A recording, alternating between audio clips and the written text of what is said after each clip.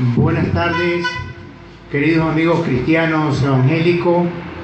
Hoy, martes 11 de marzo del año 2025, los ministerios PES, Padre, Hijo y Espíritu Santo, el ministerio de la Casa del Verbo Divino, el ministerio Bienvenidos a la Casa de Israel, el ministerio del Cordero Redimido de Ecuador, el ministerio Cielos Abiertos de Palestina, el ministerio Red de Amigos Cristianos de Ecuador, Un Alma para Cristo, el ministerio Society Down Económica Profesional, el ministerio la Academia Bíblica de Cristo Jesús. Tenemos el altísimo honor de predicar la sana doctrina del Señor Jehová, Dios de los ejércitos celestiales, a todas las naciones y pueblos y confines de la tierra, antes de su segunda venida de Cristo Jesús a la tierra a ver a su iglesia. Amén. Aleluya. Viva Cristo por siempre y para siempre. Siguiendo con nuestro culto telemático, vamos a lecturar la palabra de Dios en Mateo capítulo 7, desde el verso 15 al verso 27. Con la palabra de Dios se la lee en el nombre del Padre, del Hijo y de su Santo Espíritu. Criterio para evaluar al profeta. Guardaos de los falsos profetas que vienen a vosotros con vestidos de ovejas, pero por dentro son lobos rapaces. Por sus frutos los conoceréis. ¿Acaso se recogen uvas de los espinos o higos de los abrojos? Así todo buen árbol da buenos frutos, pero el árbol malo da frutos malos. No puede el buen árbol dar malos frutos, ni el árbol malo dar frutos buenos. Todo árbol que no da buen fruto es cortado y echado en el fuego. Así que por sus frutos los conoceréis. Profesión frente a posesión. No todo el que me dice Señor, Señor entrará en el reino de los cielos, sino el que hace la voluntad de mi Padre que está en los cielos. Muchos me dirán en aquel día, Señor, Señor, ¿no profetizamos en tu nombre, y en tu nombre echamos fuera demonios, y en tu nombre hicimos muchos milagros? Y entonces les declararé, nunca os conocí, apartaos de mí, hacedores de maldad. Cualquiera pues que me oye estas palabras y las hace, lo compararé a un hombre prudente que edificó su casa sobre la roca. Descendió lluvia y vinieron ríos y soplaron vientos y golpearon contra aquella casa, y no cayó porque estaba fundada en la roca. Pero cualquiera que me oye estas palabras y no las hace, le compararé a un hombre insensato que edificó su casa sobre la arena, y descendió lluvia y vinieron ríos y soplaron vientos y dieron con ímpetu contra aquella casa, y cayó, y fue grande su ruina. Amén, aleluya. Viva Cristo por siempre y para siempre. Saludos, saludos a nuestros hermanos cristianos evangélicos que se encuentran en otras latitudes del orbe y a los que se encuentran aquí en el Ecuador, país amazónico con 200 millas de mar territorial. Amén. Licenciado Vicente Mejía y familia, siervo Jorge Naranjo y familia, licenciada Alexandra Torres y familia, sierva Elsa Isoila Muentes Álvarez y familia, siervo Carlos Serrano y familia, sierva Gisela González Díaz y familia, siervo Félix Gregorio y Víctor López y familia, sierva María Bravo y familia, siervo Isaac Adolfo María Flor Silvia Navarro y familias, siervas Victoria Armando Lucrecia Vera y familias, siervo Radamé René Alexandra Lucrecia Mayorga y familia, siervo Cecilio Eliana Viviana Norma Jacqueline Ivonne Varela y familia, abogado Jorge Arámbulo Benavides y familia, siervas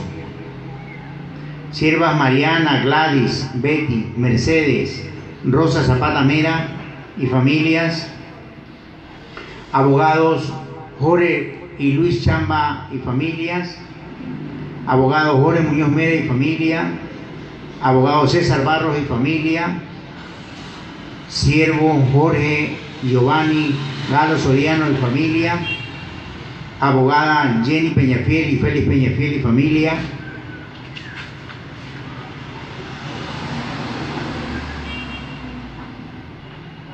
siervo Manuel Guamán y familia, siervos Tommy Saúl Santiago Contreras y familia, sierva Ana Orellana y sus hijos y familia, sierva Nelly Pilar Ninfa Marjorie Delgado y familia, sierva Catabella Lectora y familia, ingeniero Domingo Ramírez y familia, sierva Yulisa Jiménez y familia, pastores Francisco y Elsa Loor y las Asambleas de Dios de Ecuador, sierva Berta Valiente y familia, siervo Wilson William Hermógenes Domínguez y familia, abogado Javier Flores Sánchez y familia, abogada Betty Morán y familia, abogado Jorge Pinzón Aguirre y familia,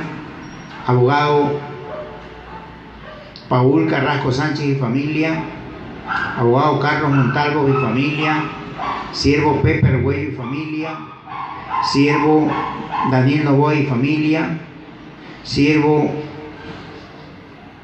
Víctor y Alfredo Aguirre y familia, abogado Hilario Tutibén Jaramillo y familia, sierva Nena Pasaje y familia, siervo Juan Toledo y familia, doctor Alberto Campuzano Robalino y familia, sierva Emma Campuzano y familia, abogado Luis Limones y familia, sierva Piedad Merino y familia.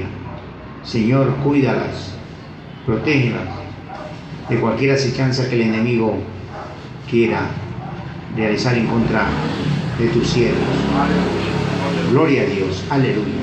Y prosiguiendo con nuestro programa telemático, tenemos a nuestro pastor Carlos Edmundo Lectora Delgado con el tema de hoy, el múltiple significado de Juan 14:6, con el enfoque bíblico. Con ustedes el pastor para que nos explique acerca del tema que va a discernir en esta tarde. Amén. Gracias, mi hermano, y bienvenido a todos los hermanos una vez más que sintonizan el programa CBD, Casa del Verbo Divino, del corazón y de la boca del Verbo Divino al corazón de los hombres de toda la humanidad.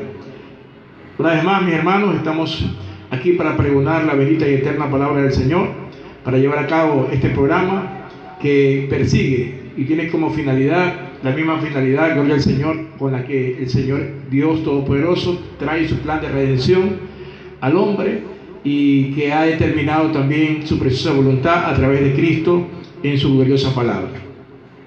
Mis hermanos, en esta oportunidad tenemos para abordar un tema muy trascendental también, que muy pocos lo explican, gloria al Señor, o lo consideran según el enfoque bíblico en el que nosotros vamos a considerarlo ahora. Es decir, Juan 14:6, conocido como ese hermoso verso que dice: Jesús dijo, yo soy el camino y la verdad y la vida, nadie viene al Padre sino por mí. No solamente implica de que Jesús sea el camino, sea la verdad y sea la vida, lo cual está claramente expresado ahí, sino que tiene un múltiple significado. Aparte del significado espiritual, aparte de que Jesús es la vía para llegar al Padre, también es importante conocer la comunión que encierra ese versículo, y también de que Jesús es el tabernáculo. Cómo se tipifica o cómo se analiza la figura de Jesús o la prefigura de Jesús en torno al tabernáculo del Antiguo Testamento. Vamos a ver en este texto, aunque aparentemente no tiene nada que ver, pero sí tiene mucho y todo que ver con que Jesús es el tabernáculo, en el cual nosotros entramos para adorar a Dios, hacer morada con Él y llegar al Padre. Eso lo vamos a explicar de acuerdo al soporte bíblico, de acuerdo a la estructura del versículo y todos los versículos complementarios que están enfocados en relación a este. Amén. Entonces vamos a estar orando, mis amados hermanos, para poner en manos del Señor este tiempo y con la ayuda de su Espíritu Santo, como siempre, poder enfocar este tema tan importante para la iglesia y para la humanidad. Oremos. Amantísimo Dios, buen Padre Celestial, Señor Jesucristo, Dios Todopoderoso, Espíritu Santo de poder, estamos aquí, Señor, una vez más, por su gracia, su bondad, su benevolencia. Gracias, Padre, porque podemos llevar a cabo este programa, Señor bendito, conforme su voluntad, conforme su propósito, Señor. Padre amado, Rey eterno, le pedimos que sea usted, Señor, hablando a cada vida, a cada corazón, de los que sintonizan y de los que también sintonizarán a futuro, Padre, las retransmisiones de este programa, Dios mío. Señor, que a través de estos medios virtuales su palabra llegue a cada corazón, Señor, de aquellos que lo ven y lo sintonizan, Padre eterno, en todas partes del mundo. Señor, que podamos entender a través de este versículo bíblico que es tan importante, Señor amado, para la humanidad, para que ellos conozcan el camino, la verdad y la vida que está en Jesús, que también, Dios mío santo, podamos ocultar, que también podamos enfocar y entender, Señor, el enfoque múltiple que tiene, Señor amado, este versículo, el significado múltiple que tiene, Dios mío. Señor, le pedimos que sea su Espíritu Santo ayudándonos en cuanto a eso, Padre eterno. Sea usted tomando control y dominio de este lugar físico, de nuestros corazones, Señor amado, y de todo lo que vamos a exponer, Señor, en esta tarde, y de cada una de las vidas y las almas que sintonizan y ven este programa. Señor, bajo su autoridad, llevamos cautivo todo pensamiento a la obediencia de Cristo, y le pedimos que en su poder, Señor, todo espíritu sea sujetado, Señor bendito, Padre eterno. Señor, en sus manos ponemos, Padre, todo para la gloria y la honra de su nombre. Gracias le damos en el santo y precioso nombre de Jesús. Amén y amén. Vamos de inmediato, hermanos, con las preguntas. Gloria a Dios. Aleluya. Pastor, la primera pregunta. ¿Cuál es El significado. ¿Cuál es el significado en primera instancia? ¿Cuál es el significado en primera instancia de Juan 14:6? Amén. Bien, decimos primera instancia porque son múltiples significados, ¿no? Pero vamos a ver en primera instancia cuál es el significado de Juan 14:6. Bien, mis amados hermanos y amigos que nos escuchan, la afirmación de que Jesús sea el camino, como Él lo dice, yo soy, en primer lugar está determinando que Jesús es el camino, la verdad y la vida. O sea, implica que Él es la única vía para llegar a Dios. La fuente de la verdad revelada y la fuente de la vida eterna, ofreciendo un camino de salvación y una comprensión profunda de la naturaleza divina del Señor. Cuando Él dice yo soy, está determinando de que Él es el Dios todopoderoso, que Él es el Dios que existe por siempre, tal como se reveló a Moisés en su momento, y tal como también lo ha expresado en el Nuevo Testamento, las múltiples, podríamos decir, participaciones en las que Él se confrontó con los escribas, diciéndole yo soy el pan de vida, o a sus discípulos yo soy la resurrección y la vida, ¿verdad? Etcétera, etcétera. Entonces aquí tenemos pues al gran yo soy, que está en este momento especificando que Él es el camino, Él es la verdad y es la vida, según Juan 14, 6. Gloria al Señor, ya lo vamos a leer en un momento, ese versículo, amén. Ahora, hermanos, hay una naturaleza divina y también hay una clave en cuanto a la afirmación de que el Señor dice acerca de que Él es el camino. Gloria a Dios. Es decir, mis amados hermanos, gloria al Señor, que Jesús no solamente está expresando aquí que Él es el camino, gloria al Señor, sino que está determinando como la ruta directa que lleva a Dios. Alabado sea el nombre del Señor. Bendito sea su nombre. Entonces Jesús se presenta como la única vía para llegar a Dios Padre, y que no hay otro camino sino solamente Él. Cuando habla de la verdad, Jesús nos está diciendo que Él es la fuente de la verdad revelada sobre Dios y su voluntad para la humanidad. Cuando nos dice que Él es la vida, Jesús ofrece la vida eterna a aquellos que creen en Él y que le reciben como Salvador y Señor, y que entienden su naturaleza divina como que Él y el Padre y el Espíritu son uno. La fuente de la vida abundante y la renovación integral que Él da a través de su gracia. El único o la única vía determina la unicidad de Jesús. Jesús, como la única vía, determina su unicidad dentro de lo que es la composición bíblica. La afirmación entonces enfatiza la importancia única de Jesús en la relación entre Dios y la humanidad. Es decir, que no hay otro mediador, no hay otro salvador, no hay otro intermediario. Por lo tanto, Jesucristo es la verdad encarnada y única. Jesús no solo enseña la verdad, sino que Él es la verdad, la fuente única de verdad absoluta. Un concepto fundamental para la fe cristiana y para todos aquellos que quieran entrar en la verdad. Cuando Él habla de la vida eterna, Jesús también promete la vida eterna a aquellos que creen en Él. Es decir, aquellos que pueden superar la muerte y pueden pasar a una vida eterna en función del plan de redención divino. Jesús entonces se muestra ofreciendo una esperanza para el futuro, no solo para el presente. La importancia de la fe determina que para alcanzar la vida eterna es necesario creer en Jesús y seguir sus enseñanzas. Pero podríamos obtener otras instancias y significados de esta revelación de Juan 14:6. Vamos a leerlo, Juan 14:6, para entonces luego ir a enfocar otras instancias en cuanto a la revelación.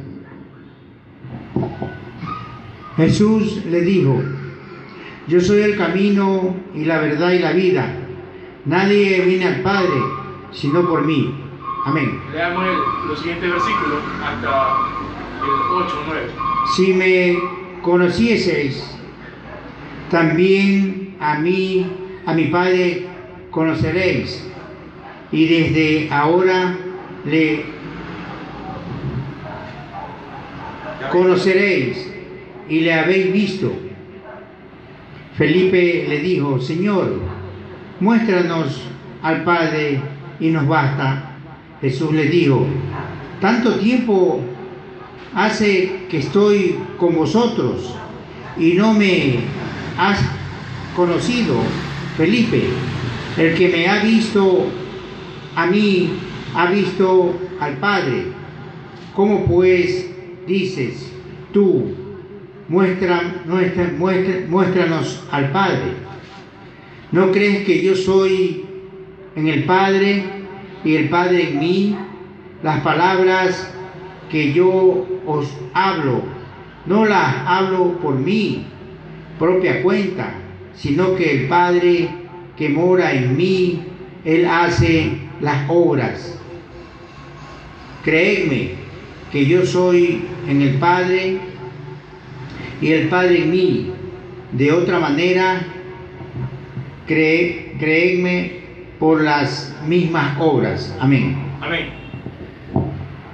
Entonces, mi hermano, aquí vemos, tanto en Juan 14:6 como en el contexto de los versículos siguientes que mi hermano acaba de leer, vemos la declaración del Señor como Él, que es el camino, Él es la verdad y es la vida.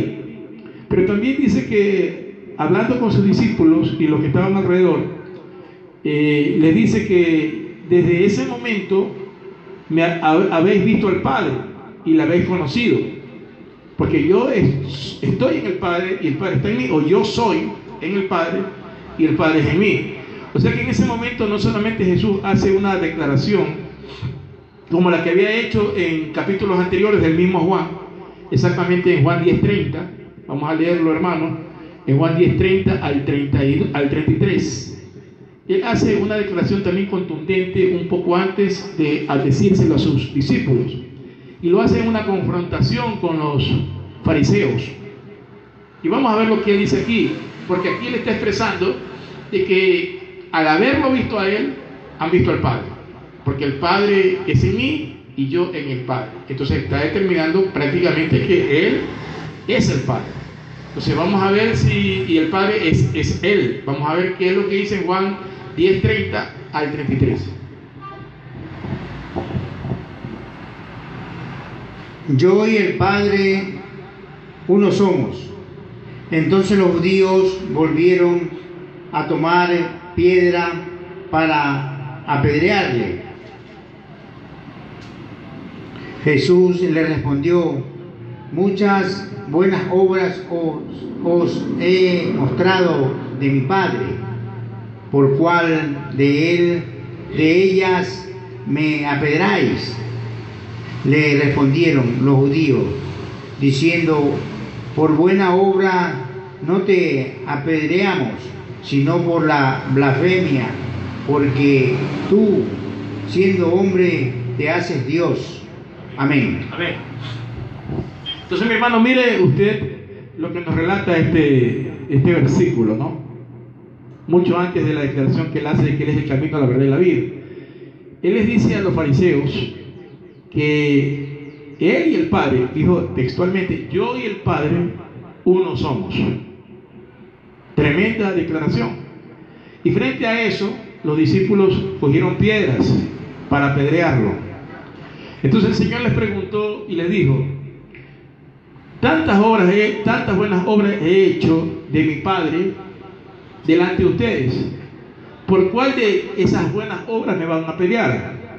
Entonces ellos le contestaron: no te vamos a apedrear por ninguna de esas buenas obras, te vamos a apedrear por la blasfemia que has dicho, porque tú, siendo hombre, te haces Dios.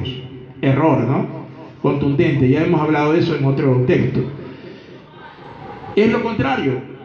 Él, siendo Dios, se hizo hombre. O sea, siendo Dios eterno, en la figura del Padre y de la divinidad total, Él se hizo hombre, se encarnó. Y tomó la figura de Jesús encarnado, pero siendo ya preexistente junto con el Padre, uno con el Padre. Entonces, eso Él les estaba manifestando porque ellos no entendían ni la unicidad de la divinidad, ni tampoco entendían la trinidad de la divinidad.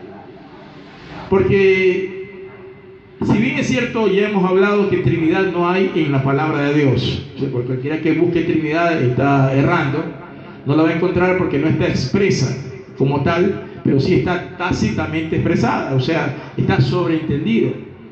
Porque a través de casi todo el Nuevo Testamento se habla y se testifica del Padre, del Hijo y del Espíritu. Casi en todo momento se establece la relación entre el Padre, el Hijo y el Espíritu. Pero también acá en el Nuevo Testamento el Señor, como en Juan 10:30 y en Juan 14:6, Juan 14:8, 9 y 10 y en otros textos más, Él dice que el Padre con Él son lo mismo, o sea, son uno. Entonces se establece la unidad, pero también se establece la triunidad. Entonces eso es un misterio del Señor maravilloso y glorioso, inentendible a la mente humana, pero totalmente comprensible bajo el enfoque del Espíritu en nosotros mediante la fe. Entonces, mis hermanos, gloria al Señor, bajo esa perspectiva, entonces nosotros vamos a enfocar, bendito sea el nombre del Señor, la segunda pregunta, gloria al Señor, que nos dice de la siguiente manera, gloria a Dios. Gloria a Dios. Pastor, ¿se puede considerar en esta segunda instancia a Juan 14:6 como la ruta y el destino? Por favor, explíquenme. Cuando Él dijo, yo soy el camino, entonces marca la ruta. Cuando Él, después de decir que es la vida, dice que, después de decir que es la verdad, dice la vida, y dice, nadie viene al Padre sino por mí. Entonces está determinando el destino. Entonces tenemos una ruta, una vía, y tenemos un destino. La ruta es Jesucristo y el destino es el Padre. Entonces, ¿podemos enfocar que la ruta y el destino es lo mismo? Claro que sí, definitivamente. La ruta es Dios y el destino es Dios. Entramos por Dios, caminamos en Dios, que es a través de Cristo, y llegamos al destino, que es Dios el Padre. Entonces estamos entendiendo de que no hay otra forma de acercarnos a Dios si no es por medio de Dios. Alabado sea el nombre del Señor. Cualquier forma de querer acercarse a Dios que no sea por medio de Dios, entonces es una religión. Y si es una religión, es una forma alterna de un camino equivocado. Porque dice la Biblia que solamente hay un solo camino que conduce a Dios, pero también hay muchos caminos cuyo fin o cuyo destino es muerte. La religión, el destino de la religión es muerte. El destino del humanismo es muerte. El destino de la filosofía es muerte. El destino de las sectas son muerte. El destino de cualquier obra para tratar de llegar a Dios, obra humana o mandamiento humano, es muerte. O sea, definitivamente la ruta es Dios a través de Cristo y el destino es Dios el Padre. Definitivamente, solamente Dios nos lleva a Dios. Dios Hijo nos lleva a Dios Padre. Por lo tanto, Dios Padre con Dios Hijo son uno solo. Alabado sea el nombre del Señor. Pero también el Padre, el Hijo y el Espíritu son tres manifestaciones que nos llevan a un solo todo, la divinidad. Alabado sea el nombre del Señor. Ahora, mis amados, gloria a Dios, es importante conocer que Jesucristo siempre va a abordar la ruta hacia el Padre, porque solo a través de Él se puede llegar a Dios y no hay otra forma. Jesús definitivamente será el camino, ha sido el camino y será siempre el camino. Al afirmar que Él es el camino, Jesús establece que Él es la vía o el medio por el cual se puede llegar únicamente a Dios y que no hay otro. No hay otra forma, no hay otro camino, no hay otro medio, no hay otra vía que conduzca al Padre, sino solamente a través de Él, del Hijo. Jesús, como el destino, está determinando que al decir que nadie va al Padre, o sea, dice en realidad nadie viene al Padre, entonces está determinando de que en primera persona Él es el Padre, porque si dijera nadie va al Padre, estaría hablando en tercera persona o en segunda persona, entonces estaría fuera de la composición de la unicidad. Entonces, cuando dice nadie viene al Padre sino por mí, está determinando claramente que Él, siendo Dios, es el único que conduce a Dios. Por lo tanto, implica que Él es el punto de partida y el punto de llegada. Él es el destino final a donde se dirige el camino, que es Él mismo. En resumen, Jesús es tanto el camino como el destino, porque solo a través de Él se puede llegar al Padre, y Él es la verdad, la vida que nos lleva a Dios, o sea, el pez, Padre, Hijo, Espíritu Santo.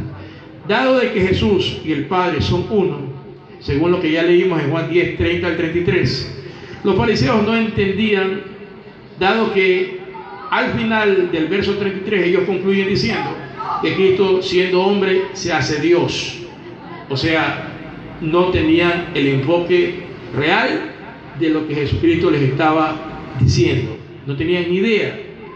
Porque si ellos hubieran entendido, entonces hubieran entendido que Él, siendo Dios, se había encarnado para hacerse hombre, de acuerdo a lo que las profecías también ya lo decían. O sea que también se perdían, porque siendo doctos, entre comillas, maestros de la ley, entonces no habían pasado la enseñanza básica de la ley.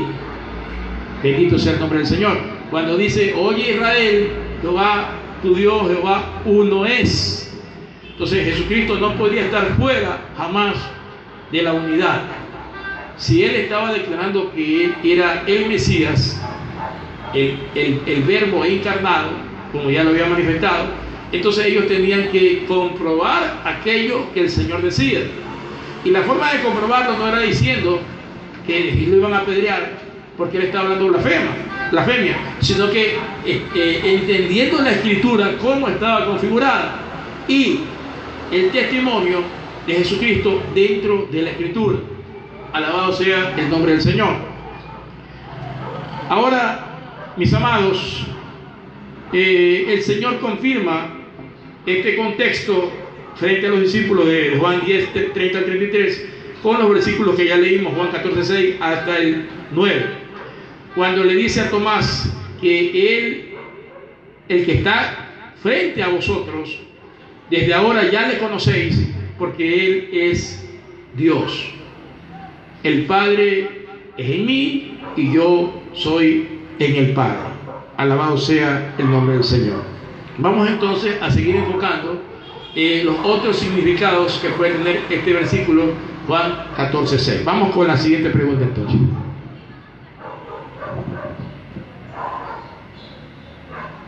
Pastor, ¿existe una relación en Juan 14, 6 entre Cristo y el tabernáculo de Dios? Por favor, explíquenos.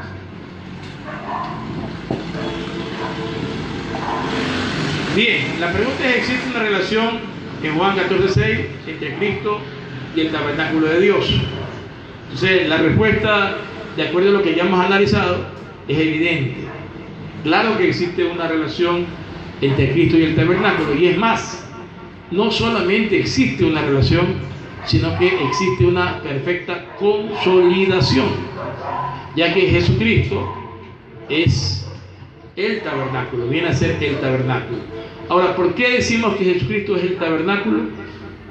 Porque no solamente Él es el cordero, ni no solamente Él es la lámpara o el menorá, alabado sea el nombre del Señor, ni solamente Él es el mediador o el sumo sacerdote que oficia, sino que Jesucristo también es el tabernáculo. Ahora, ¿por qué es el tabernáculo? Vamos a entenderlo de la siguiente manera. Cuando decimos que Él es el tabernáculo, entonces estamos hablando de una relación sostenida podríamos decir, en las tres partes que contiene el versículo. Juan 14, 6 contiene lo siguiente. Él dice, yo soy el camino, hay una coma. Luego dice, y la verdad, otra coma. Y luego dice, y la vida. Y dice finalmente, nadie viene al Padre sino por mí. Entonces estamos hablando de que Jesucristo es camino 1, verdad 2 y vida 3. Está citando tres componentes. El tabernáculo tiene tres componentes. el atrio, el lugar santo y el lugar santísimo. Cuando Cristo dijo que Él era esas tres cosas, le estaba diciendo a los discípulos, no solamente hablando de su divinidad y de su vía hacia el Padre, sino que estaba diciendo que Él es el tabernáculo, en el cual ellos podrían reunirse con el Padre. Entonces, mi hermano, aquí vemos claramente la composición de aquello que los fariseos tampoco entendían, aunque ya el Señor les había dicho en algún momento que el templo en el cual ellos se congregaban iba a ser derribado, pero el templo que ellos tenían frente a ellos, refiriéndose a sí mismo, ese tabernáculo iba a ser derribado en 3 días, pero luego iba a ser levantado. Entonces estaba especificando claramente que el Señor les decía que Él es el tabernáculo verdadero, espiritual y eterno, en el cual Dios siempre va a tener comunión con su pueblo, es decir, con los redimidos, no solamente los israelitas, sino con todos los creyentes que aceptan a Cristo en el mundo entero. Alabado sea el nombre del Señor. Entonces, mis hermanos, en el Antiguo Testamento se considera al tabernáculo como la morada o como la habitación. Eso es el significado de tabernáculo. La morada o la habitación donde Dios se reunía con su pueblo. Ahora, Jesucristo representa ese tabernáculo, ya que Jesús es la morada definitiva de Dios, porque el tabernáculo era un lugar móvil, o era, podríamos decir, una casa móvil, ¿no? Permanentemente ellos lo llevaban por todo el desierto durante 40 años, tabernáculo móvil. Luego se construye ya el primer templo, el de Salomón, entonces se fija ya el tabernáculo, pero sigue siendo, pasa de tabernáculo o de tienda o de santuario, pasa a ser ya el templo, se constituye como el templo. Y luego la destrucción, como ustedes saben, del primer templo, se erige el segundo templo, luego no hay templo en Jerusalén, por lo tanto no puede haber ley y tampoco puede haber sacrificios ni ofrenda, nada, porque no hay templo. Entonces ya habrá un tercer templo cuando los judíos comiencen nuevamente, según su costumbre, ¿verdad?, a oficiar y a ministrar. Entonces ellos determinarán que habrá la reunión de Dios con ellos, como en el Antiguo Testamento. La cuestión es que ahora ya está Cristo. La cuestión es que ahora el tabernáculo definitivo es Cristo. Y entonces ya Dios no se va a reunir con ellos en ese tercer templo, por cuanto ellos no han accedido al templo o al tabernáculo definitivo que es Cristo. Pero ya nosotros tenemos un tabernáculo glorioso y eterno. Es el Señor con el cual todos los días venimos a esa morada. Todos los días hacemos habitación en Él y con Él, para tener en comunión con el Padre. El tabernáculo definitivo y eterno, Jesucristo, nuestro Señor. Y lo más interesante aquí, mi hermano y hermanos que nos escuchan, es que nosotros también somos un templo, según lo que dice la Biblia. Somos una morada del Espíritu, y el Espíritu viene a habitar con nosotros. Amén. Pero cada uno de nosotros, como un templo pequeño o moradas pequeñas, vamos en conjunto a tener una morada siempre una sola, eterna, celestial y gloriosa, que es la comunión con Cristo. Y entonces, teniendo ya el Espíritu en nosotros, teniendo la redención, venimos a Cristo como el tabernáculo y llegamos al Padre. Entonces eso es algo que lo vamos a entender luego en la siguiente pregunta o en la subsiguiente pregunta, cuando veamos la composición y la estructuración del tabernáculo, y luego la forma de procedimiento y de operación, cómo hacían los judíos y cómo espiritualmente se procede en la fe para tener la redención a través de Cristo y entrar en el tabernáculo y llegar al Padre. Bendito sea el nombre del Señor, mis amados. En el Antiguo Testamento, entonces, el tabernáculo era un lugar sagrado, donde Dios se manifestaba entre su pueblo. era una morada portátil, como ya lo dijimos, que representaba la presencia de Dios en medio de Israel, donde el Señor llenaba con su presencia y donde hacía descender su Shekinah, su nube de gloria. Mientras que Jesús es la morada definitiva, en cambio, y eterna, por lo tanto es el tabernáculo ya definitivo. Jesús, como el Hijo de Dios, es la morada definitiva de Dios, o sea, la misma presencia de Dios en carne y hueso, pero al mismo tiempo también en espíritu. Juan 1:14 dice que la palabra se hizo carne y habitó entre nosotros. Veamos, Juan capítulo 1, versículo 14. Después del Señor expresar que es el verbo, y el verbo era con Dios, y el verbo era Dios, entonces Dios, el Señor establece en Juan 1:14 lo siguiente, y miren lo que dice para analizarlo detenidamente. Gloria a Dios, porque de su plenitud tomamos todo, y gracia sobre gracias. Amén. Juan 1:14. Juan 1:14. Y aquel verbo fue hecho carne y habitó entre nosotros, y vimos su gloria, gloria como del unigénito del Padre, lleno de gracias y de verdad. Amén.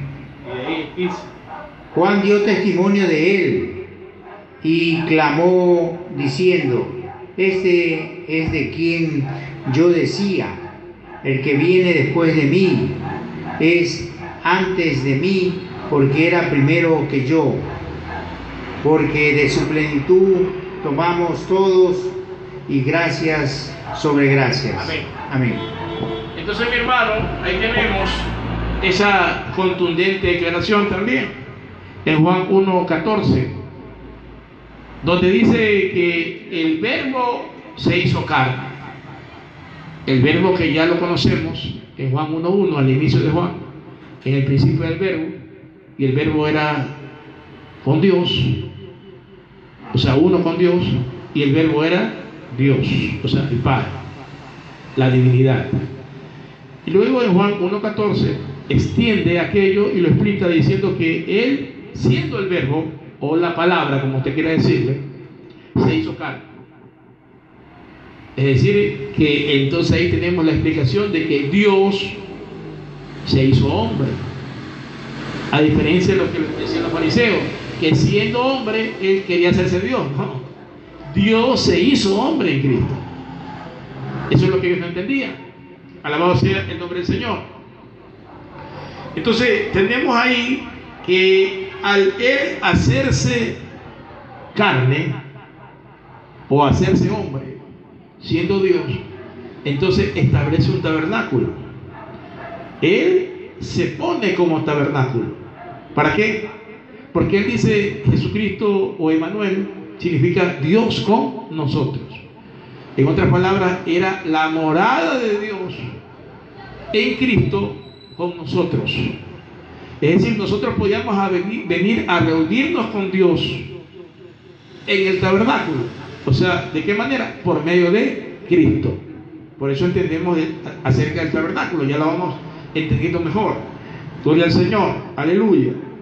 Entonces, mi hermano, ahí está claramente expresado el tabernáculo que es la habitación. Recuérdense, leamos nuevamente para que usted vea detalladamente dónde entra la parte de la habitación. Tabernáculo es habitación. Leemos desde dónde. El leímos, 1:14. Testimonio de Juan el Bautista, el verbo encarnado. Y aquel verbo fue hecho carne. A ver, un ratito ahí.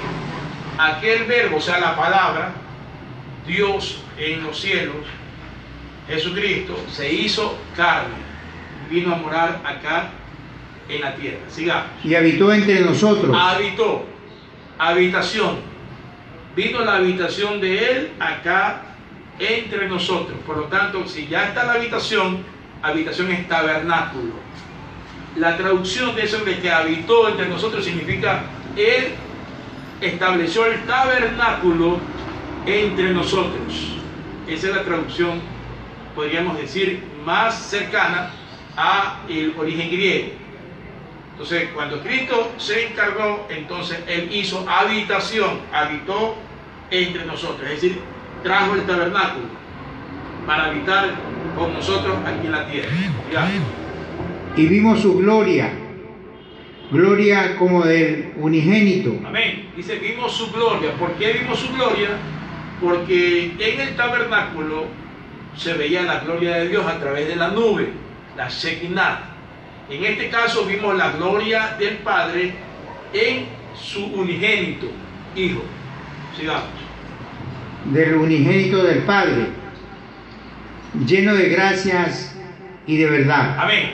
Entonces ahí dice lleno de gracia y de verdad. Gracia sabemos que es lleno de la plenitud de un favor inmerecido para traernos a nosotros todas las bondades de sus delicias. Y de verdad, porque obviamente entendemos que es la palabra revelada a nosotros, la fuente absoluta de la verdad. Todos los anteriores a él, entonces, eran embaucadores, mentirosos, y todos los posteriores a él también serán embaucadores y mentirosos. La verdad no está ni antes de él ni después de él, la verdad está solo en él. Sigamos. Amén. Juan dio testimonio de él y clamó diciendo: este es de quien yo decía, el que viene después de mí es antes de mí, porque era primero que yo. Amén. Entonces Juan está diciendo que él está dando testimonio, y el testimonio del Verbo acerca del Padre eran dos testimonios, y la ley establece que cuando hay testimonio de dos, entonces se comprueba la verdad absoluta. Sigamos. Porque de su plenitud tomamos todo, y gracias sobre gracias. De su plenitud, plenitud es vida, de la vida eterna, de su plenitud. La redención en Cristo, de esa plenitud tomamos todos, sean ricos, sean pobres, grandes, pequeños, esclavos, libres, gentiles, judíos, diferentes clases, etnias, sociales, políticas, sociales, religiosas. Todos tomamos de su plenitud, porque eso es gracia sobre gracia. Bendito y alabado sea el nombre del Señor. Amén. Amén. Entonces, mi hermano, ahí tenemos claramente la respuesta a esta tercera pregunta. Estamos nosotros madurándola en este momento. Cabe indicar, mis hermanos, que siendo la morada de Dios, Cristo Jesús, en el mundo, para que el mundo en él habitase y pudiera llegar a Dios o reunirse con Dios. Entonces está claro que Juan 14:16 nos muestra no solamente el camino a Dios, sino que Jesús declara que Él es ese camino, que Él es esa verdad y Él es esa vida. Esta declaración implica que Jesús es el único camino para llegar a Dios y por lo tanto se consolida en uno con el Padre. Por lo tanto, el tabernáculo y Jesucristo, al igual que el tabernáculo representaba en el Antiguo Testamento la presencia de Dios entre su pueblo, Jesucristo es la presencia misma de Dios entre nosotros. El camino a Dios, la verdad única de la palabra de Dios y la vida en plenitud de la cual tomamos todos gracia sobre gracia. El tabernáculo entonces, como prefiguración de Cristo, o Cristo a su vez como la realización de la sombra de la figura del tabernáculo del Antiguo Testamento, entonces nos da la clara idea de que Él es el tabernáculo definitivo. Ahora, no solamente es el tabernáculo, sino que también es el Cordero, porque en el tabernáculo había lugar del sacrificio. Entonces ya no vamos nosotros a sacrificar un cordero, sino que ya Cristo mismo llevó el sacrificio. O sea, Él es el tabernáculo, Él es el cordero, Él es el mediador del nuevo pacto, y por lo tanto Él es el sumo sacerdote. Y definitivamente Él es el camino al Padre y el Padre. Entonces en Cristo tenemos todo, mi hermano. Por eso hay un versículo que dice que el Señor descendió para llenarlo todo. Y en su plenitud nosotros tenemos la totalidad de la gracia y de la plenitud divina en Cristo Jesús. Amén. Bendito entonces sea el nombre del Señor por tan grande manifestación de gloria. Entonces Jesús, como el sumo sacerdote y el único mediador, al igual que el sumo sacerdote del tabernáculo en el Antiguo Testamento, o digamos la prefigura, entraba al lugar santísimo para hacer ofrendas por él y por el pueblo. Jesús entró al cielo para interceder por nosotros. Una vez muerto en la cruz y haber expiado, abrió el camino al cielo. Entonces se rasgó el velo y nosotros tenemos acceso por medio de Jesús y de su sangre. Él entonces nos abrió ese camino entrando al cielo y presentándose como la ofrenda agradable de la expiación por nuestros pecados. Alabado sea el nombre del Señor. De esa manera el Señor hizo posible la reconciliación con Dios, con el Padre. En definitiva podemos decir que Jesucristo lo simboliza y lo representa y lo cristaliza y lo llena todo. Fuera de Él no hay nada, hermano. Fuera de Él no existe ninguna relación que nos pueda llevar a Dios. Solamente es Cristo, es el tabernáculo que nos lleva a Dios. Luego vamos a estar madurando también, mis hermanos, gloria al Señor, en las preguntas referentes a la estructuración del tabernáculo. Gloria a Dios, aleluya. Pastor, ¿podría ilustrarnos la estructura del tabernáculo como prefigura de Jesús según Juan 14:6 y el Antiguo Testamento? Por favor. Amén. Aquí entonces es importante señalar algo una vez más, mis hermanos. Estudiar el Antiguo Testamento y conocer el Antiguo Testamento es tan importante y tan necesario como el Nuevo Testamento. Conocer la ley es tan importante y tan necesario como conocer la gracia. No podemos comprender el propósito del plan de redención dejando a un lado el Antiguo Testamento. Y cuando hablamos de que no estamos bajo la ley, no significa que no estemos pues bajo la palabra, porque el Antiguo Testamento es palabra de Dios. Y la letra de la ley mosaica es la que desaparece, pero el espíritu de la ley nunca desaparecerá, porque el espíritu de la ley es la que nos permite entender la justicia de Dios. Y esa justicia de Dios hoy se establece por medio de la comunión con el Espíritu Santo. Es decir, que los frutos de justicia solamente los podemos entender, comprender y experimentar a través del Espíritu Santo. Por lo tanto, la letra mata, la letra de la ley mosaica, pero el Espíritu vivifica. Entonces, no consideramos la ley mosaica en cuanto a la letra, pero sí consideramos el espíritu de la ley, que es la justicia, porque en esa justicia es que nosotros nos desenvolvemos, pues. Si no, entonces, ¿cómo podríamos decir no robes, no mates, no forniques, no adulteres, no levantes falso testimonio y no codicies la mujer de tu prójimo? Entonces, no es el asunto de la letra de la ley, es el espíritu de la ley que nos determina la justicia para proceder en obediencia y en agrado a Dios. Alabado sea el nombre del Señor. Pero entonces tenemos que conocer pues toda la prefigura de la ley para entender entonces la composición de lo que es la relación divina de Jesucristo con todo el simbolismo del Antiguo Testamento. Porque todo lo que se determinaba en el Antiguo Testamento, inclusive el mismo tabernáculo del Antiguo Testamento, es Cristo ahora.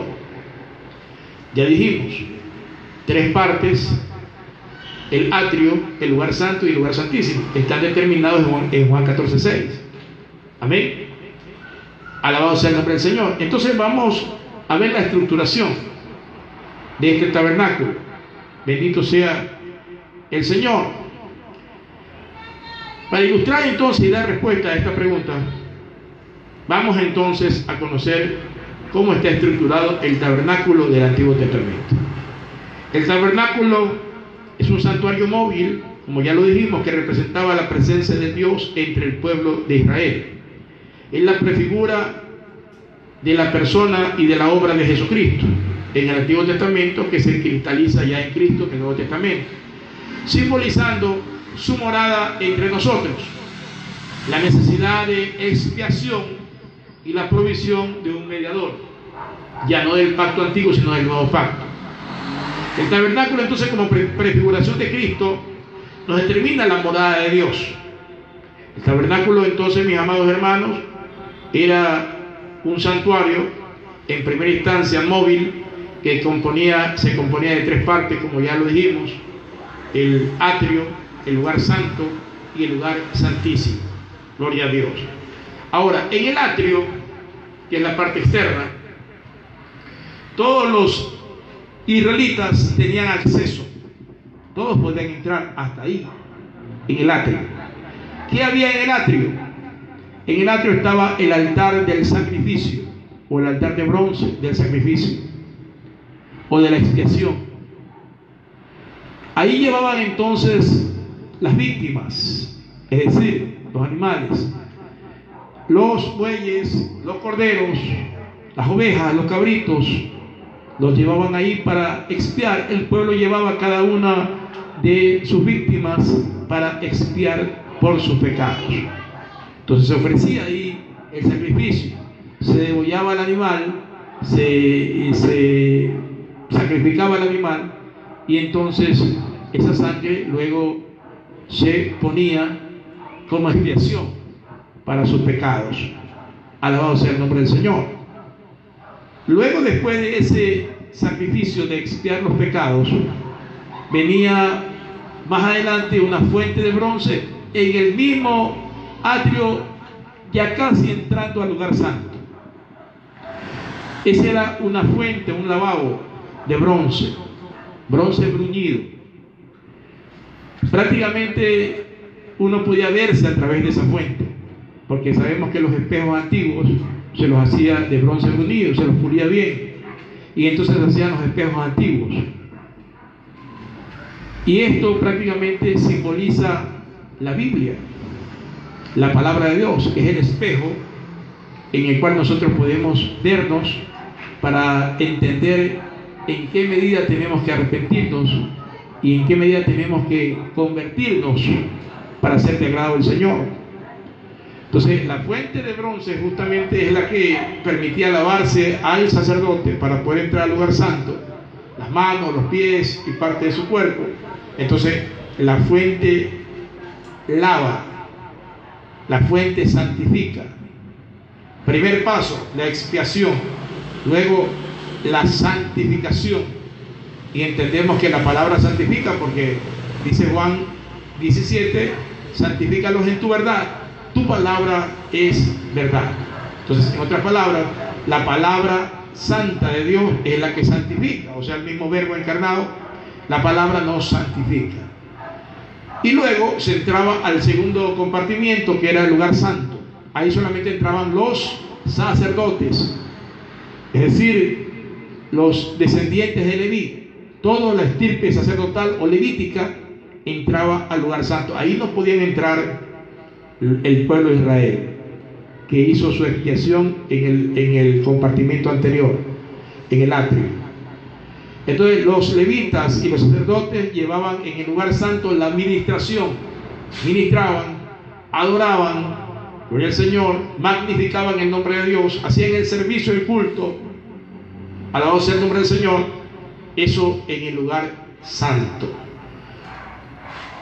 Y luego venía una separación de una pared que era superpuesta, una pared que dividía, que era hecha de tela con partes de madera de acacia, y que dividía el lugar santo del lugar santísimo. Para poder entrar ahí solamente era el sumo sacerdote, ya ni los sacerdotes, sino el sumo sacerdote, y una sola vez al año, y con precaución y con preparación durante todo ese año. Entonces él se santificaba, se ponía en comunión con Dios, se preparaba y entraba en el lugar santísimo. Para entrar entonces se metía, alzaba la pared del velo y se metía debajo, porque nadie podía ver eso. La gloria de Dios era muy potente, y si ese sacerdote no estaba preparado, automáticamente cuando entraba, al ver la gloria de Dios se moría. Si estaba en pecado, si no estaba preparado, si no estaba santificado adecuadamente, entonces se corría el riesgo de que muera. Muchos sacerdotes murieron durante mucho tiempo. Ellos tenían que llevar en su túnica, en su vestidura sacerdotal, que luego también estaremos hablando de eso, se componía de 5 o 6 componentes, y uno de esos era pues su túnica, el efod. Entonces, donde veían esas vestiduras, unas como faldas largas, donde ahí se le ponían campanillas al sacerdote, y se amarraba una soga a las campanillas para que él, mientras esté entrando y esté ingresando al lugar santísimo, se escuche el sonido de las campanillas. Si él moría por A o B, entonces ya quedaba su cuerpo inerte y no había sonido de campanillas. Al haber ese silencio, entonces ellos comenzaban a jalar la cuerda, y cuando jalaban la cuerda sonaban las campanillas. ¿Qué significaba? Y se presionaba, ¿no? Significaba que el hombre estaba muerto, y había que sacarlo y seguirlo arrastrando hasta sacarlo, porque nadie podía entrar a sacarlo. Tenían que sacarlo jalándolo con la misma cuerda que entró. Y de esa manera entonces ya le daban la sepultura y hacían todos los procedimientos para su entierro. Entonces, mi hermano, era bien complicado entrar al lugar santo, y peor al lugar santísimo. Era muy difícil. ¿Qué había en el lugar santo? En el lugar santo, en la segunda separación, estaba un mueble a la izquierda, que era la mesa de los panes de la proposición. 12 panes, uno por cada tribu. Esto también simboliza a Cristo como el pan de vida. Y del otro lado derecho, estaba la lámpara o la menorá o el candelabro de oro, que se componía de una caña central gruesa y 6 brazos también que se componían a partir de la caña central. Eran 7 en total, 3 a la izquierda y 3 a la derecha, y ahí dentro de esas cañas había un contenido para poner el aceite y el pábulo, que es donde salía la mecha y se prendía para encender las lámparas. Normalmente cuando no se prendía bien o se apagaba la mecha del pábulo, humeaba, y cuando humeaba, eso también tiene un significado. Nosotros somos la lámpara, Cristo es el candelero de oro. Nosotros somos ese pábilo que tiene que estar encendido, pero para eso necesitamos aceite, el Espíritu Santo. Pero en el caso de que nuestra vida no esté bien enfocada en el Espíritu y no tengamos ese fuego vivificador del Espíritu, entonces se apaga nuestra lámpara y comienza a humear. El humo del pábilo significan 2 cosas. Primero, que ese humo va a afectar a nuestra visión espiritual. Afecta nuestra visión espiritual, porque el humo sabemos que produce una afectación en la visión, pero también produce una afectación en la garganta, en las vías respiratorias, las fosas nasales, lo que significa que afectará también el olfato espiritual. Visión de las cosas de Dios, de olfato. Es decir, que el Espíritu Santo nos permite que nuestro pábilo esté encendido para que no se apague y no humee, y para no perder la visión en Dios. Y la visión y también el discernimiento, referente a las cosas santas y divinas. Hay muchos que están con los pábilos apagados, por eso es que cualquier doctrina se les mete, ellos aceptan cualquier cosa, y entonces se dan cuenta luego que están terminando, comenzando por la fe y el espíritu, y están terminando en la apostasía y en la carne, porque no mantuvieron sus lámparas encendidas, su pábilo se apagó y humeó. Por eso el Señor nos recomienda de que no se apague el fuego, sino que lo avivemos el fuego que está en nosotros, el del Espíritu. Y eso solamente se activa andando en el Espíritu. Bendito y alabado sea el nombre del Señor. Y el otro mueble, mis hermanos, que componía esta sección del lugar santo es el altar del incienso, donde en ese altar estaba el incensario de oro y estaba también el incienso. Y hay muchos que piensan que el incensario son las oraciones de los santos que van delante de la presencia del Señor, lo cual en cierta medida sí y en cierta medida no. Es decir, el incensario es el artefacto, o por decir la lámpara para prender el incienso, pero el incienso es lo que sale, de ahí sale el olor fragante. Entonces el incienso debe estar en el incensario, y el incienso es Cristo, porque es el único que puede dar olor fragante para que nuestras oraciones suban delante de Dios. Si nuestras oraciones son mecánicas, nuestras oraciones son en la carne y no tienen la composición espiritual de la palabra o de Cristo, entonces no serán oraciones en el Espíritu, y por lo tanto entonces no van a subir como aroma fragante delante de la presencia del Señor. Oraciones que se quedan en el techo, o se quedan en el cielo raso, o se quedan unos cuantos metros encima de nosotros. Por lo tanto es importante que nosotros quememos el incienso adecuadamente, que es Jesucristo, en nuestras oraciones y en esa comunión con el Espíritu, para poder que nuestras oraciones tengan cabida delante de la presencia del Señor, tengan un incienso, un aroma, o podríamos decir una sustancia aromática, para que sea de agrado a Dios. Bendito y alabado sea el nombre del Señor, mis amados. Y finalmente el lugar santísimo tiene solamente un mueble, que es el arca del pacto, el arca de la alianza. Gloria al Señor. Donde estaba ahí una tabla que lo cubría, que es la tabla de la proposición, donde dentro del arca habían tres componentes: la vara de Aarón, las tablas de la ley y el maná. La vara de Aarón es un tema que lo hablaremos después, porque no por gusto estaba ahí. Esa vara, recuerden que Aarón la usó frente a el faraón, y luego la usó 40 años en el desierto hasta llegar a la tierra prometida, porque Aarón sí llegó a la tierra prometida, mas no Moisés.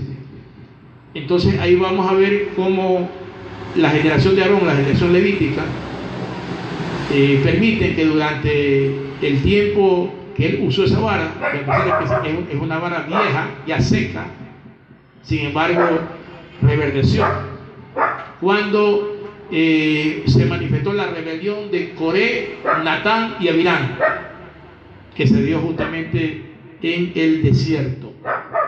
Ahí entonces, como señal, la vara de Aarón reverdeció, y eso fue admirable, porque no solamente que reverdeció, sino que también salió un fruto de almendra de esa vara, lo cual es glorioso.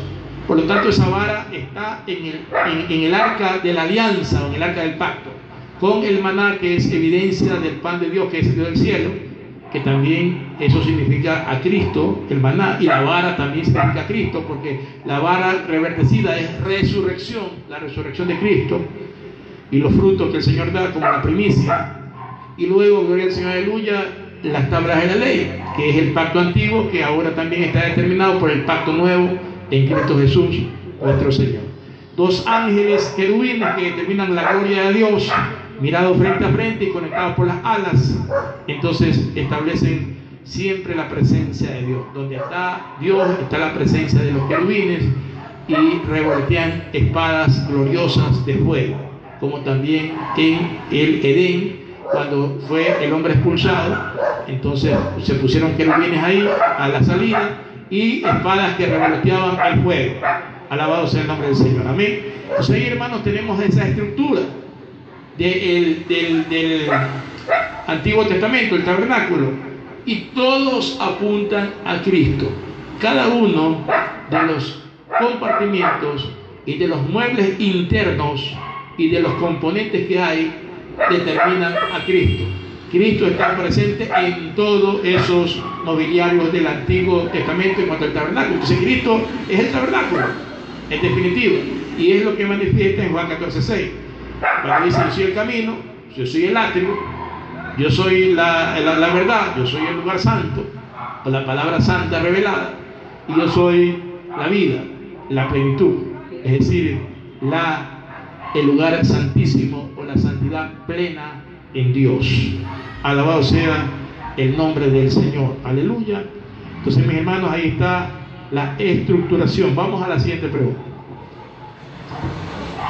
Gloria a Dios, aleluya. Viva Cristo por siempre y para siempre. Pastor, ¿cómo sería el procedimiento para la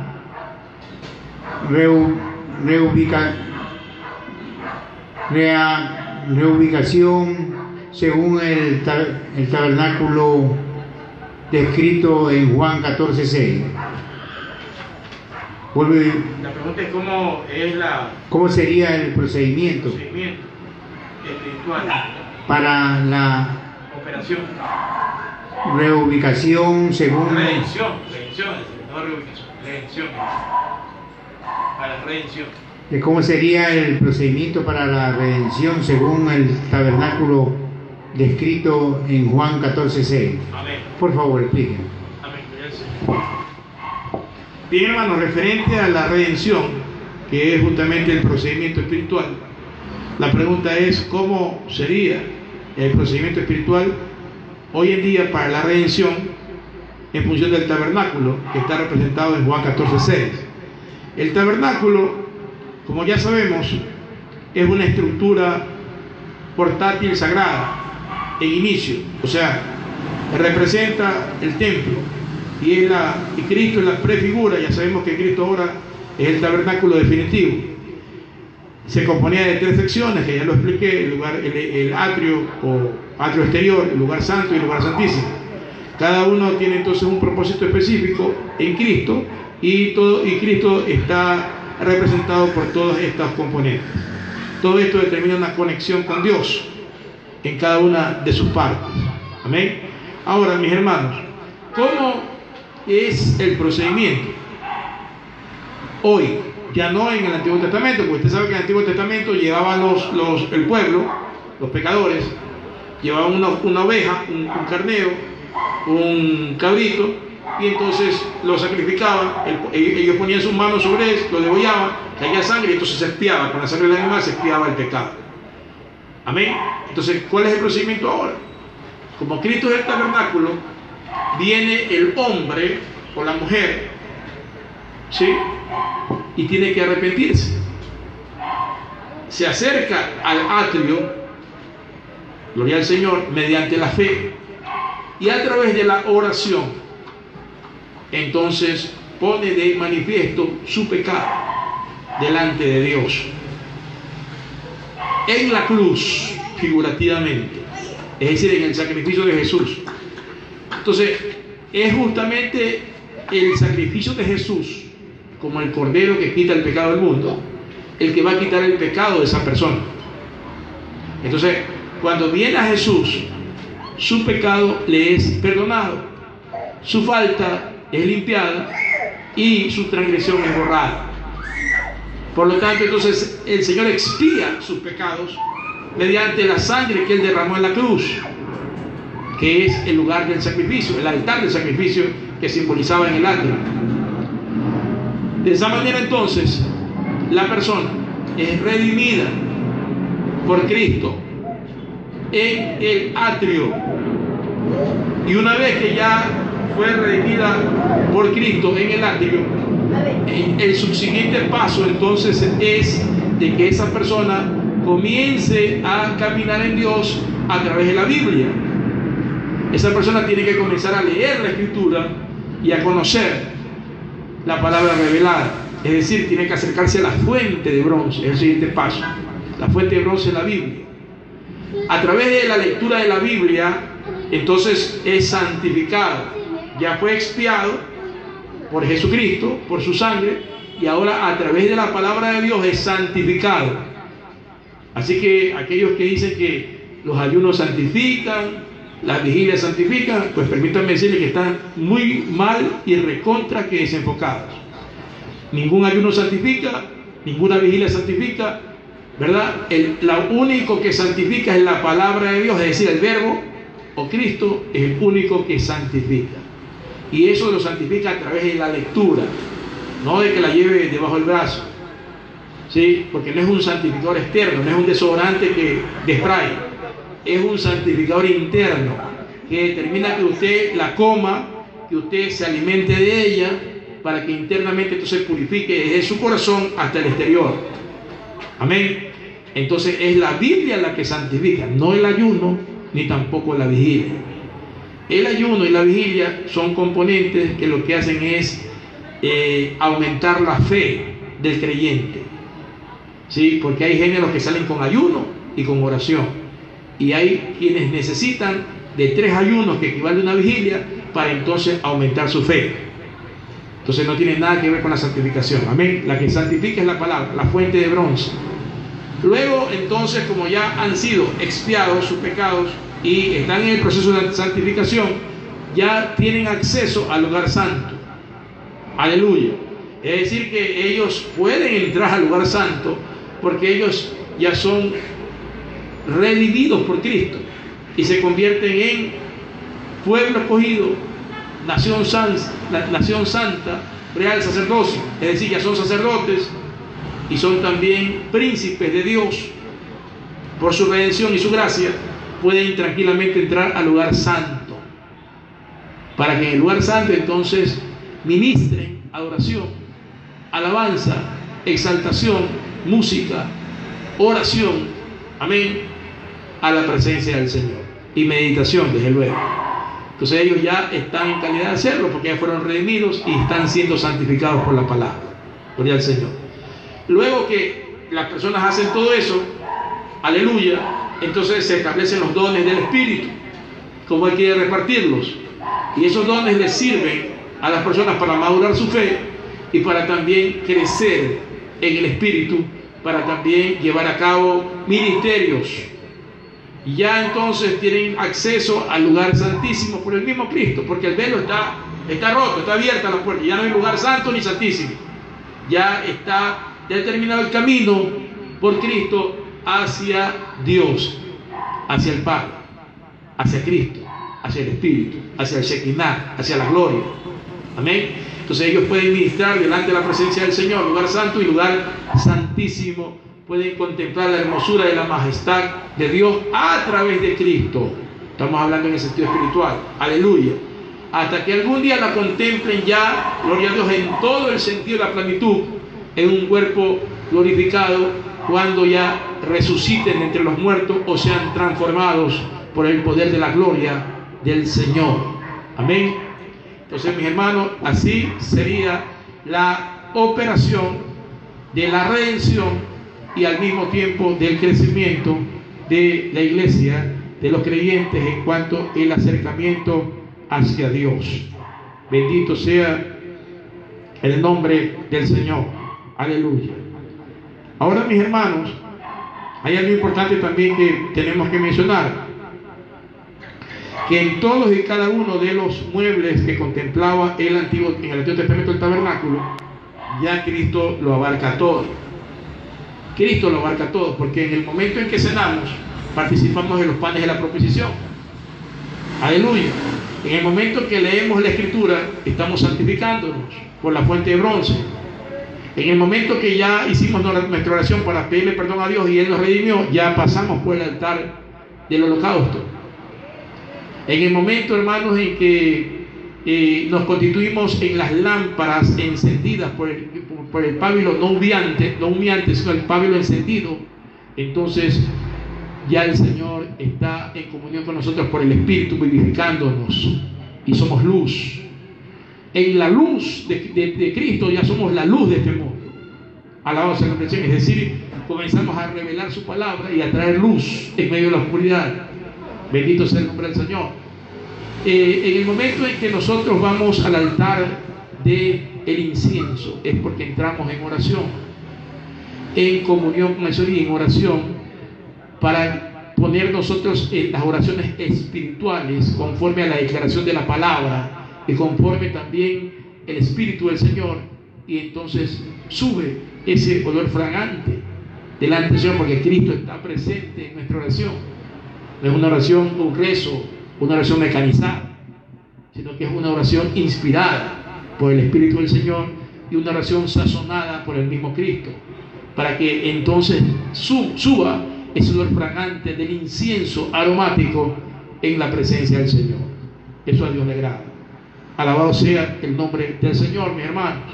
Y finalmente la comunión permanente, gloriosa y eterna en el arca de la alianza, que es la señal del nuevo pacto, no en la ley, sino en la gracia.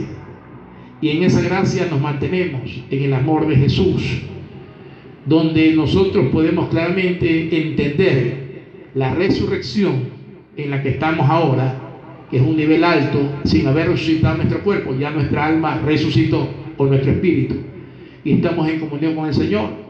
Alabado sea el nombre del Señor. Y ahí está también el maná, que es justamente el maná que descendió del cielo, que es el mismo Cristo, que permanentemente nos alimenta y nos sustenta para llevarnos siempre en comunión con Dios. Y obviamente también pues el pacto nuevo, no en la letra, sino en el Espíritu del Señor. Alabado sea el nombre del Eterno. De esa manera, mis hermanos, entonces tenemos la plena conexión y entendemos la operación espiritual de lo que significa la redención del creyente y la forma de ministrar también dentro del tabernáculo definitivo y eterno que es Cristo nuestro Señor. Alabado sea el nombre del Señor. Para terminar, mis hermanos, recordemos que todo creyente se constituye un sacerdote. No necesariamente tiene que ser un pastor de iglesia, pero sí es un sacerdote que debe ministrar delante de la presencia del Señor.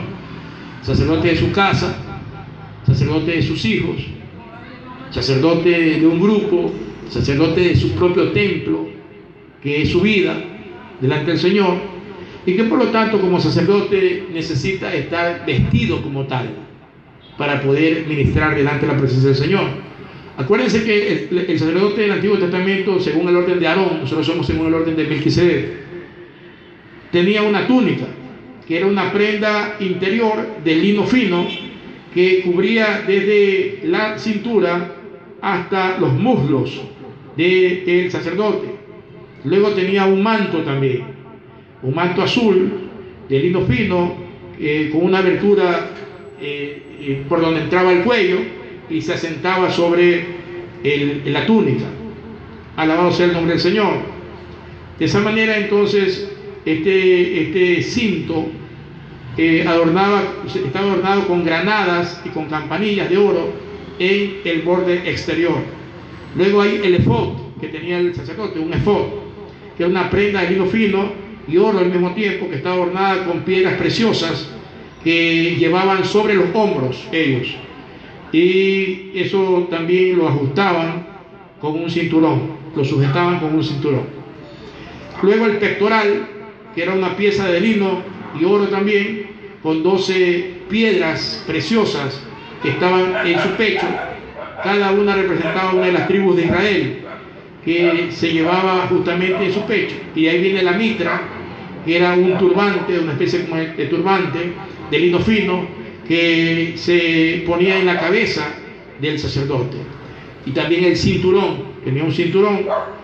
Ese cinturón era de lino fino, que se llevaba alrededor de la cintura para sujetar el efod. También tenía una diadema, una especie como de corona. Entonces una diadema que era de oro, que la llevaba en su frente. Tenía unos calzoncillos que eran prendas interiores, y la ropa interior de lino que cubría desde la cintura hasta los muslos. Bendito sea el nombre del Señor. Él tenía acceso al tabernáculo y él pasaba desde el lugar santo, y cuando era sumo sacerdote llegaba hasta el lugar santísimo. Los israelitas podían entrar solamente al atrio, como ya se lo dije. Los sacerdotes podían ministrar y servir en el lugar santo, y una sola vez podían entrar como sumo sacerdote al lugar santísimo. Hoy en día los sacerdotes del nuevo pacto, que somos usted y yo, pasamos por el atrio para ser redimidos, llegamos a la fuente de bronce para ser santificados, pasamos por el lugar santo, aleluya, para mantener la comunión con Dios, y llegamos hasta el lugar santísimo, que es la misma presencia de Dios celestial, a través de Jesucristo, que es el que establece el ministerio del nuevo pacto. Nosotros somos ministros del nuevo pacto, por lo tanto no estamos bajo el viejo pacto. Alabado sea el nombre del Señor. Entonces, qué maravilla, mi hermano, que ahora entonces comprendemos por qué dice que Jesucristo es el camino, la verdad y la vida. Atrio, lugar santo, lugar santísimo. Y sé que nadie viene al Padre si no es por mí. O sea, por Cristo entramos, por Cristo nos santificamos, por Cristo somos redimidos, por Cristo somos entramos en justificación y en comunión, y en Cristo también llegamos hasta el mismo Padre, porque el Padre y Él son uno, y lo podemos adorar y glorificar.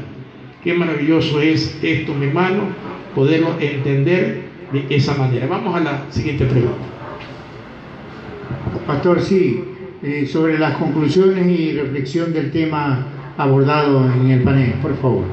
Aleluya. Bien, hermano, como conclusión entonces ya entendemos que Jesucristo es el tabernáculo de Dios. No solamente es el camino, la verdad y la vida, sino es el tabernáculo de Dios.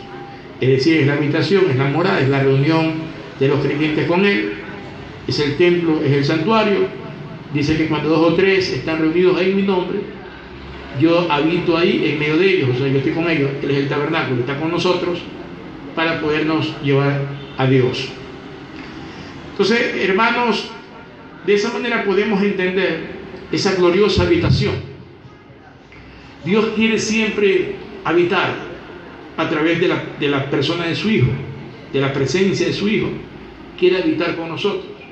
Él siempre quiere tener comunión con nosotros, y ya la tenemos, porque hemos sido a través de Cristo en la redención justificados y reconciliados con el Padre. Entonces, mi hermano, si usted se ha apartado del camino, usted tiene la posibilidad de entrar a esa comunión, de entrar a la reconciliación nuevamente para tener acceso al Padre. Amigo, si usted no ha tomado la decisión, hoy, a diferencia del antiguo pacto, usted tiene la posición y la bendición y el privilegio de, a través de la persona de Cristo, usted entrar en comunión con el Padre, conocer a Jesucristo, conocer a Dios y conocer al Espíritu. Tiene la posibilidad de acercarse siendo redimido por el altar del holocausto, que es el mismo Cristo, para ser lavado por la palabra en la fuente de bronce y poder entrar al lugar santo por el Señor hasta llegar al mismo lugar santísimo, que es la presencia de Dios. Ahora usted lo puede hacer todo a través de Cristo. Si usted le recibe en su corazón, si usted le confiesa como Señor y Salvador de su vida, si usted le pide perdón, si usted se arrepiente de sus pecados y usted confía y cree en Él y lo recibe en la gracia de Dios, y al mismo tiempo usted lo confiesa con su boca y lo acepta en su corazón. Si usted quiere hacer esto, mi hermano, yo le invito en esta hora. Es el mismo Dios que invita a hacerlo para que usted entre en comunión con Él. Ahí donde usted está, ore conmigo y dígale así al Señor: amado Dios, buen Padre Celestial, Señor Jesús, bendito Espíritu Santo, hoy vengo a ti, Señor amado, entendiendo de que soy un pecador, pero comprendiendo también por tu palabra que tengo la oportunidad, por tu gracia, de obtener la redención a través del tabernáculo definitivo que hoy es Cristo.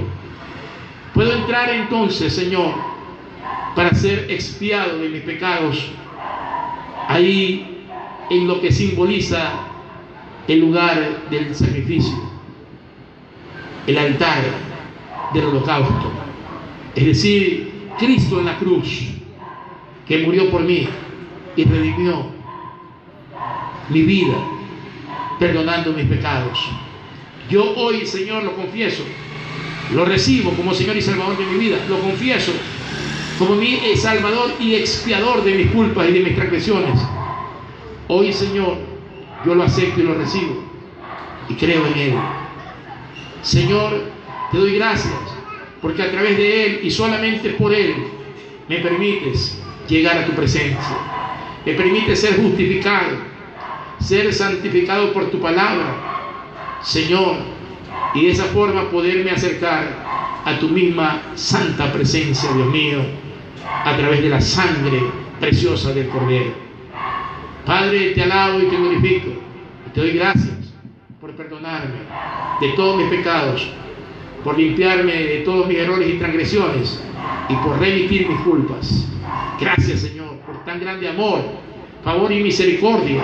Señor, te pido que inscribas mi nombre, dígaselo así, te pido que inscribas mi nombre, Señor, en el libro de la vida, para que cuando yo pueda ir en la resurrección o en la transformación a tu presencia, Padre, pueda entrar en el cielo de esplendor y de gloria, a través, Señor bendito, de justamente la redención que hoy la recibo en mi corazón. Gracias, Señor, dígale. Gracias por tan grande amor y misericordia. Gracias, Señor, por perdonarme. He orado en el nombre poderoso de Jesús. Amén y amén.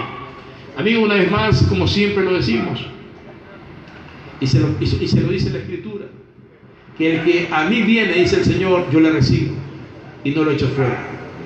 Cristo le ha recibido, el Padre le ha recibido, el Espíritu Santo le ha recibido, el Señor con gozo lo ha recibido, y hay fiesta en el reino celestial. Los ángeles celebran una victoria, porque usted ha pasado de muerte a vida, ha pasado, hermano, gloria al Señor, del fuego de la destrucción, ha pasado al fuego vivificador del Espíritu, ha pasado de la escoria a una esperanza de gloria, ha pasado, hermanos, gloria al Señor, de la condenación a la redención en Cristo Jesús. Por lo tanto, hay suficiente motivo para estar de fiesta en el cielo, y hay suficiente motivo para tener alegría en su corazón. Hermano, manténgase en el camino, manténgase en la verdad y en la vida. Él es el camino, la verdad y la vida. Recuerde que nadie viene al Padre si no es solamente por Él. Por lo tanto, amado hermano y amigo que se ha reconciliado y que ha aceptado a Cristo, mantenga su amor en el Señor y su fidelidad a costa de todo, porque Él es el todo en nosotros y sin Él no hay nada, mi amigo. Que Dios lo guarde, que Dios lo bendiga rica y poderosamente, y manténgase en comunión y en oración a la espera, porque Cristo viene pronto. Él está cercano. Que Dios lo guarde, que Dios le bendiga a usted y a todos los que aman la gloriosa venida del Señor. La paz de Cristo sea con todos vosotros. Amén y amén. Gloria a Dios, aleluya. Viva Cristo por siempre y para siempre. Hoy el pastor Carlos Mundo Lectora Delgado ha tratado el tema el múltiple significado de Juan 14:16 con el enfoque bíblico. Y Jesús dijo: yo soy el camino y la verdad y la vida. Nadie viene al Padre sino por mí, dándonos a entender que Cristo es el tabernáculo para orar, hacer sacrificios y entregar sus ofrendas y expiar los pecados para que Dios perdone y para que sean santificados. El lugar donde anteriormente entraba el sumo sacerdote, y al entrar en ese lugar, y si había cometido alguna falta, instantáneamente se quedaba ahí, había que sacarlo alándolo con unos cabos que se le ataba al cuerpo. Por ello, ahora en nuestro tiempo, cuando entremos al altar de Dios, a la iglesia, nosotros a ciencia cierta tenemos que entrar con un corazón sincero para que el Señor nos observe, nos vea y perdone nuestro accionar y seamos bendecidos para poder seguir adelante en estos caminos tan hermosos y tan lindos que Él nos ha brindado para que nosotros sigamos en ellos. Por eso, antes de despedirnos con este tema tan maravilloso que el pastor lo ha tratado en esta tarde, nos vamos a remontar a la alabanza de siempre, que dice así: vamos de este lugar, mas no de tu presencia, Señor. Nos vamos de este lugar, mas no de tu presencia, Señor. Llévanos a nuestros hogares con tus más ricas bendiciones. Llévanos a nuestros hogares con tus más ricas bendiciones y vuélvenos a traer, Señor, con gozo mayor. Y vuélvenos a traer, Señor, con gozo mayor. Gracias, Padre, gracias, Hijo, gracias, Espíritu Santo, gracias, Señor mío. Aleluya. Aleluya, dice el pueblo de Dios. Gloria a Dios. Aleluya. Dios los bendiga, Dios los guarde. Ven en paz de Cristo con todos vosotros. Jehová Shalom. Amén.